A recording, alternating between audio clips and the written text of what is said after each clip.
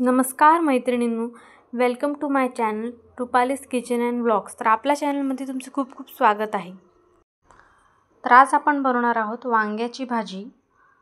तर चला तर मग सुरू करूया याची रेसिपी।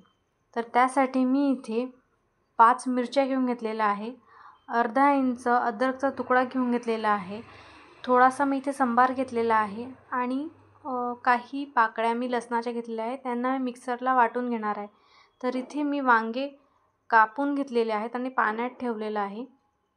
तर यानंतर आता आपण इथे भाजीची तयारी करणार आहोत। तर त्यासाठी मी इथे पॅन ठेवलेला आहे, त्यामध्ये मी तेल टाकलेलं आहे आणि तेल गरम झाल्यानंतर मी यामध्ये जिरं मोहरी आणि थोडं हिंग टाकलेलं आहे। तर त्यानंतर आता आपण जे वाटण करून घेतलं होतं ते आपण टाकून घेणार आहोत यामध्ये।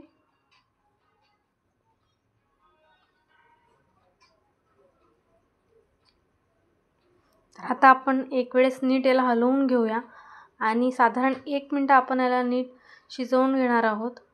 तेलामध्ये नीट आपल्याला होऊ द्यायचं आहे याला साधारण 1 किंवा अर्धा मिनिट।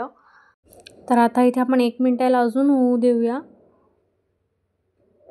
तर आता इथे छान तेलाचा तवंग आलेला आहे।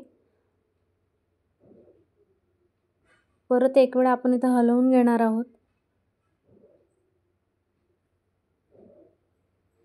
आता आपण यामध्ये हळद टाकून घेणार आहोत। अर्धा चम्मच मी इथे हळद टाकलेली आहे आणि त्यानंतर आपण यामध्ये तिखट टाकून घेणार आहोत। तर इथे 1 चम्मच तिखट टाकून घेतलेला आहे आणि त्यानंतर इथे 1 चम्मच मी धनिया पावडर टाकून घेतलेला आहे। तर आता आपण छान याला मिक्स करून घेणार आहोत। नीट मिक्स करून आता आपण याला नीट हलवून घेणार आहोत। तर त्यानंतर आपण यामध्ये आता वांग्याचे काप टाकणार आहोत। तर इथे आपण थोडे थोडे करून यामध्ये वांगे टाकून घेणार आहोत।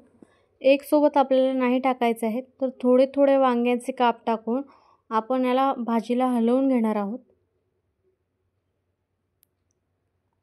तर अशा पद्धतीने आपण सर्व यामध्ये टाकून झाकण लावून याला वाफवू देणार आहोत।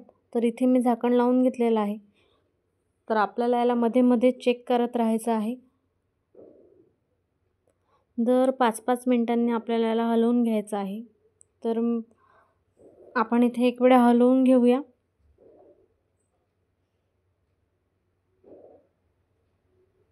नीट आपल्याला मिक्स करून घ्यायचे आहेत वांगे आणि त्यानंतर आपण यामध्ये चवीनुसार मीठ टाकून घेणार आहोत। तर मीठ टाकून आपण याला हलवून घेणार आहोत। तर आता आपण याला शिजू देणार आहोत। नीट मिक्स करून घेऊया आणि यावर थोडं झाकण ठेवून 5 ते 6 मिनिटं आपण वाफवून घेणार आहोत। तर त्यानंतर परत मी ते एकदा झाकण काढून चेक करून घेतलेलं आहे की आपले वांगे शिजले आहेत की नाही आहेत। जर वांगे शिजत नसेल तर तुम्ही थोडंसं यामध्ये पाणी टाकू शकता। तर आता अशा प्रकारे इथे वांग्याच्या भाजीला तेल सुटलेलं आहे आणि इथे मी मोजून 10 मिनिटं शिजवलेले आहेत। तर अशा प्रकारे आपली वांग्याची भाजी रेडी झालेली आहे। तर अशा प्रकारे आपली वांग्याची भाजी झालेली आहे। आता मी तुम्हाला प्लेटिंग करून दाखवते